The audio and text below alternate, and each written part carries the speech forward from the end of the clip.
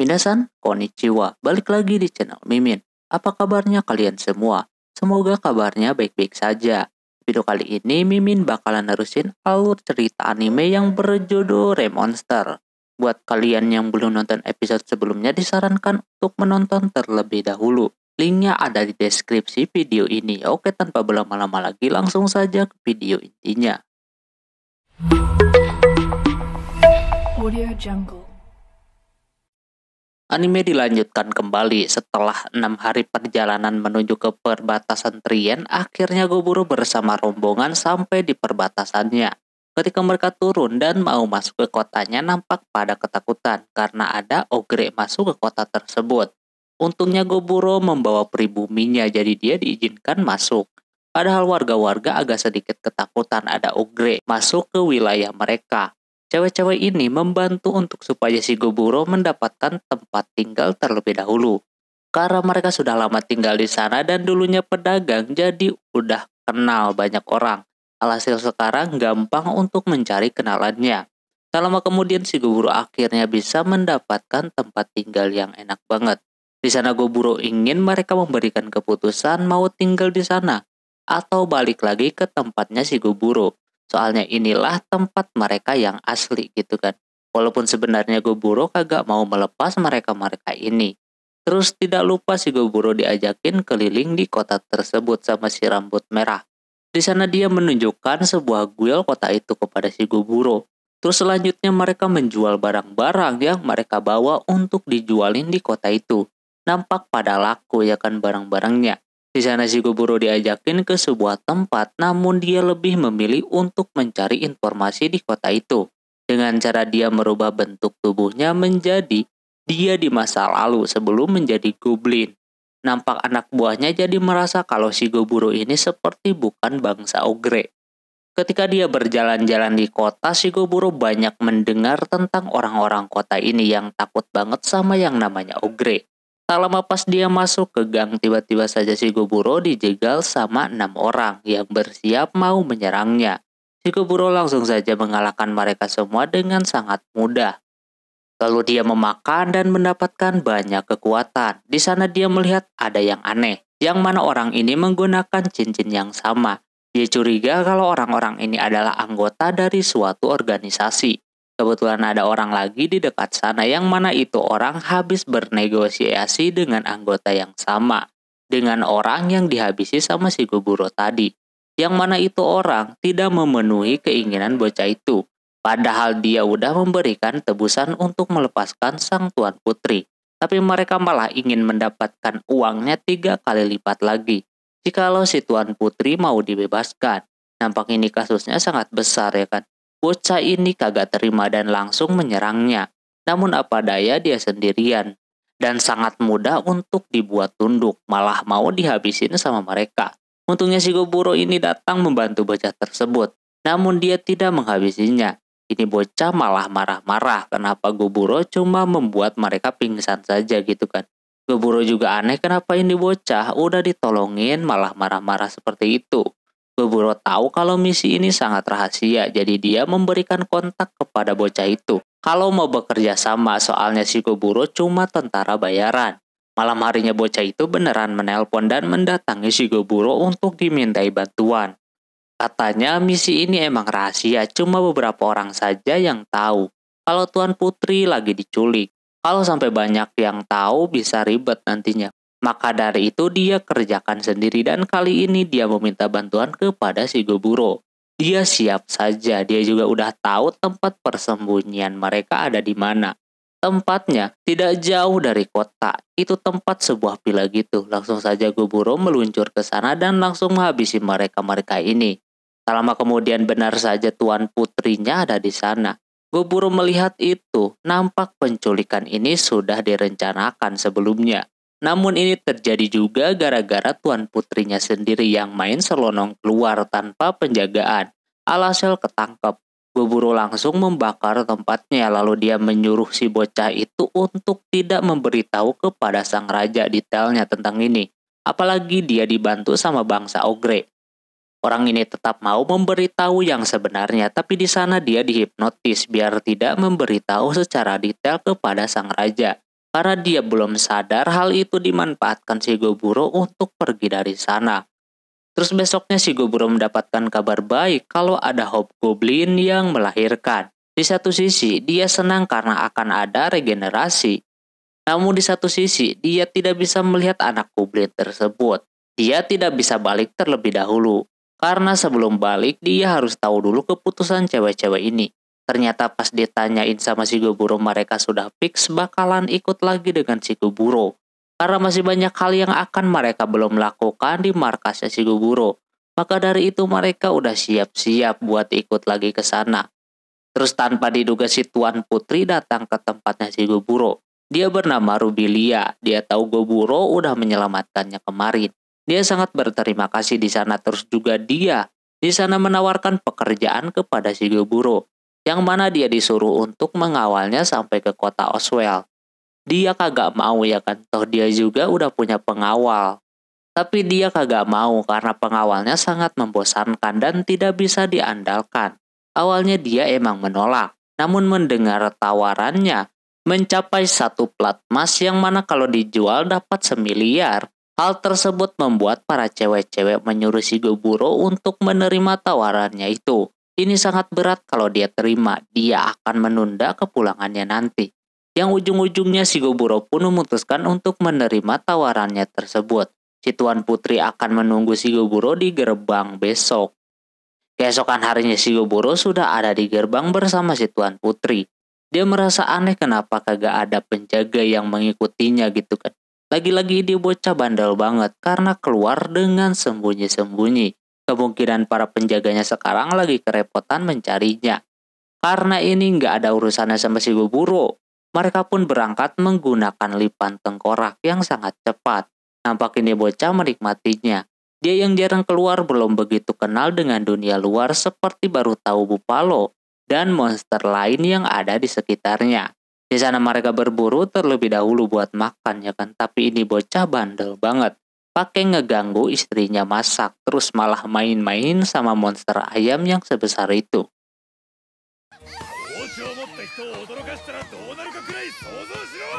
Dia melihat si Ruby kelihatan kagak takut sama sekali dengan dunia luar, padahal dia baru kali ini bisa bebas keluar seperti itu.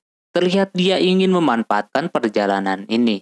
Terus di sepanjang jalan Shigoburo menemukan ular tempurung. Di sana dia meminta bantuan kepada si Neki, Puki, dan juga Genki. Tapi ini orang kagak mau kerja. Alhasil sama Shigoburo dibabat habis semuanya.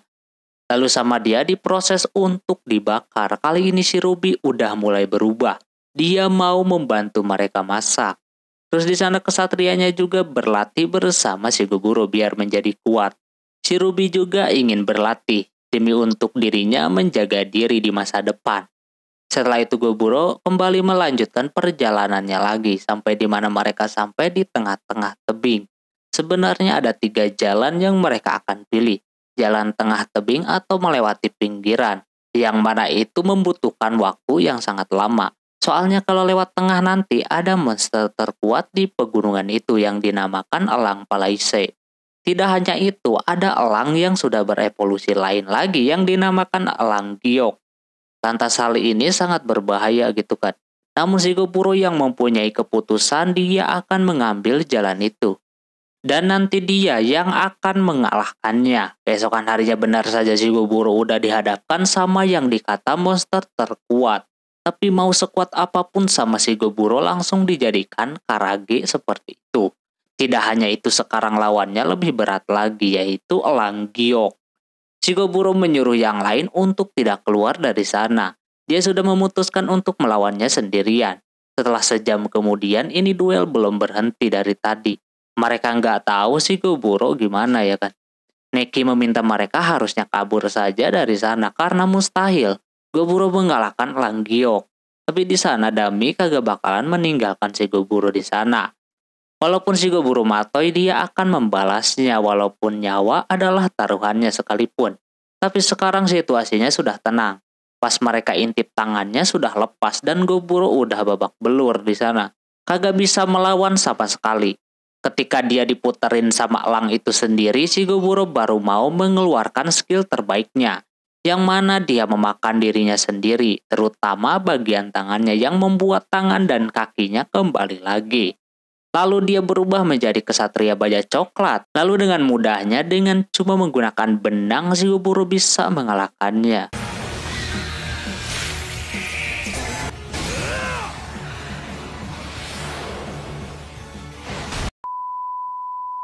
Kelihatan ketiga orang ini ketakutan. Kagak nyangka si Goburo bisa mengalahkannya.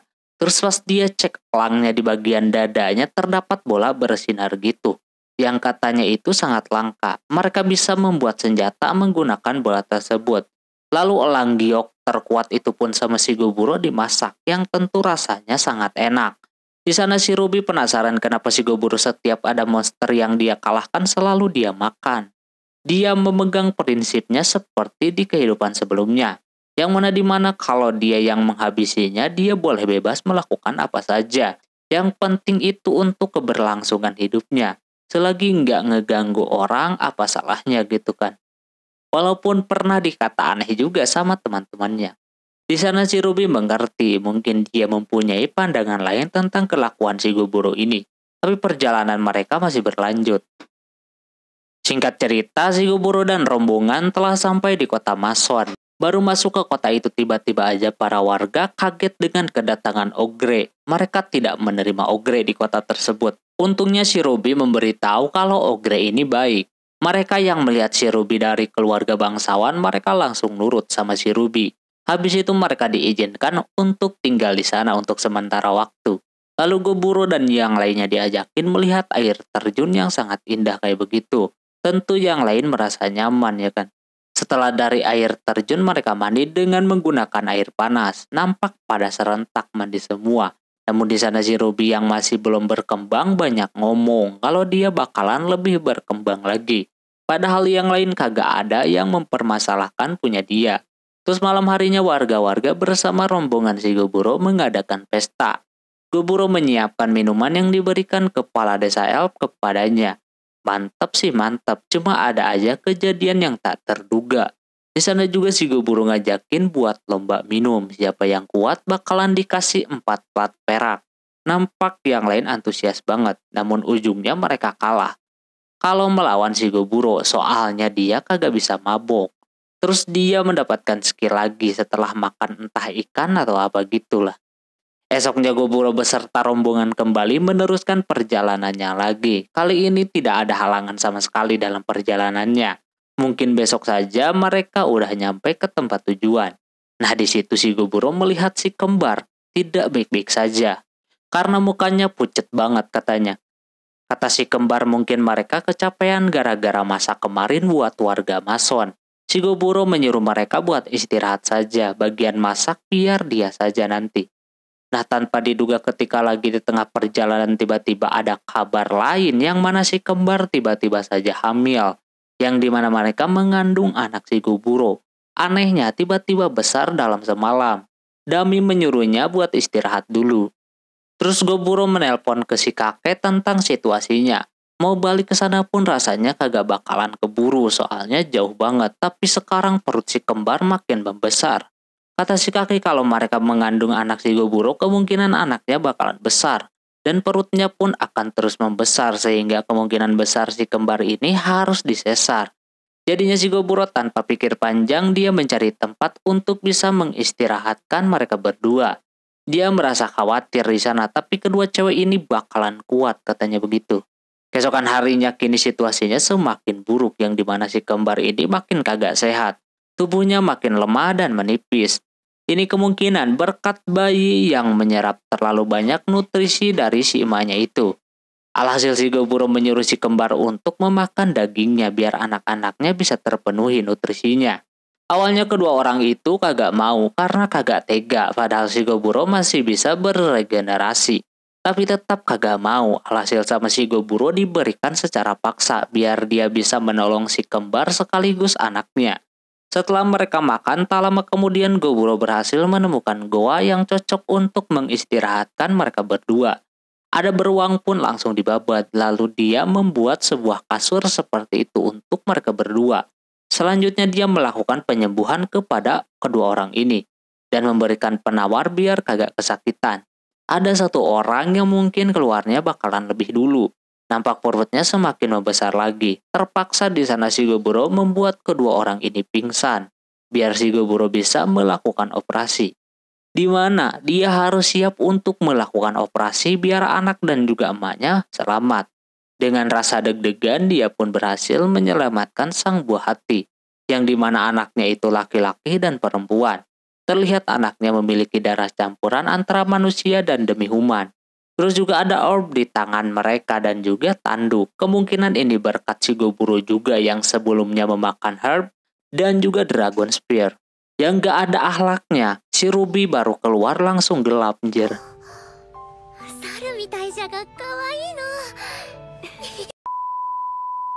Sementara Shigoburo terlihat deg-degan.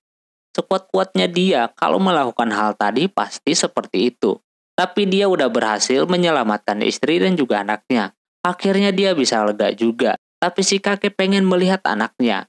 Dia mewanti-wanti kalau anak Shigoburo ini campuran karena katanya berbahaya kalau anaknya campuran. Namun udah terlihat anaknya ini campuran. Katanya bisa saja mereka berdua menjadi ras paling kuat karena bisa menggabungkan kekuatan dari demi-human dan juga manusia. Takutnya nanti udah gedenya mereka belok ke hal yang kagak baik. Namun di sana Shigoburo kagak mau menelantarkan anaknya. Dia akan mengurus anak-anaknya tersebut dengan pengalaman yang baru ini. Walaupun si kakek tetap menolak, tapi ini sudah jadi keputusan Shigoburo untuk merawat anak-anaknya dengan baik. Di sana dia menyuruh Shigoburo untuk memberikan nutrisi kepada anaknya. Karena anaknya udah terlahir menjadi Lord, Shigoburo memberikan nama Auro dan juga Argento. Akhirnya sampai episode 10 ini baru tahu kalau nama mereka berdua adalah Felicia dan juga Alma. Shigoburo berjanji bakalan menjaga mereka dan juga anaknya mulai hari ini. Keesokan harinya Shigoburo mau berburu untuk supaya bisa memberikan nutrisi kepada anaknya. Di sana dia melihat ada monster rusa yang sangat besar. Dia namain aja rusa putih. Namun di sana rusa itu tidak bergerak sama sekali padahal Shigoburo udah bersiap mau bertarung. Tak lama tiba-tiba saja itu rusa melepaskan tanduknya. Lalu dia pergi begitu saja. Tapi lumayan tanduknya bisa dijadikan makanan buat anaknya. Terus dia jalan lagi ke depan sana dan dia menemukan partian yang sedang melawan monster banteng. Atau disebutnya balor. Nampak partian ini bukan tim kaleng-kaleng, nampak berpengalaman semuanya. Namun mereka masih kewalahan mengalahkan monster balor yang paling besarnya. Sampai-sampai kesempatan ini diambil sama Shigoburo dengan cara ketika orang-orang ini udah pada kelelahan dan gak bisa melawan lagi, tiba-tiba saja Shigoburo menyerang balor tersebut dengan satu serangan saja.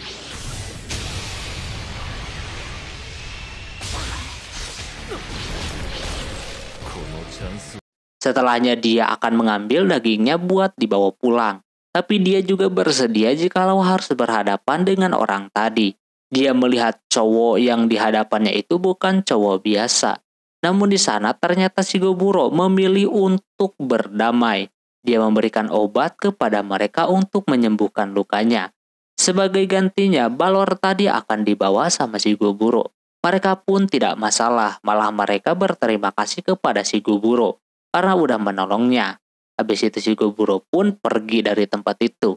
Sementara orang tadi merasa kalau tadi dia bertarung dengan Shigoburo, kemungkinan mereka bakalan kalah.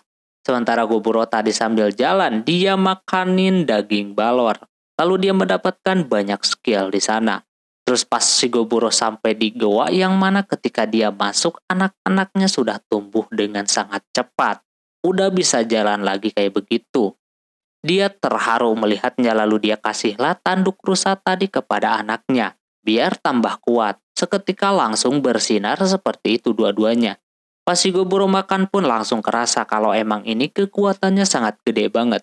Kemungkinan tadi kalau dia melawan rusanya dia yang bakalan kalah. Dia juga seperti melakukan kesalahan karena udah memberi anaknya kekuatan yang sangat besar. Terus pas dia tidur Shigoburo tiba-tiba saja berevolusi lagi. Dia tanpa basa-basi mengklik setuju. Dia di sana bakalan berubah menjadi Yatendoji. Habis itu entahlah ini Mimin nggak ngerti yang muncul-muncul kayak begini. Pokoknya dia udah berubah lah jadi Yatendoji. Tapi mungkin ada permasalahan atau ada yang kurang lah dari si Goburo ini. Terus besoknya yang lain dibuat kaget karena bentuk si Goburo tiba-tiba saja mengecil. Tapi tanduknya seperti bertambah, begitupun pastinya kekuatannya yang makin besar. Ohayo, Mina. Oke, mungkin segitu dulu untuk episode kali ini. Mohon maaf bila ada kesalahan dalam penyebutan nama tempat atau yang lainnya. Dan sampai jumpa di episode selanjutnya. Jamatane, bye-bye.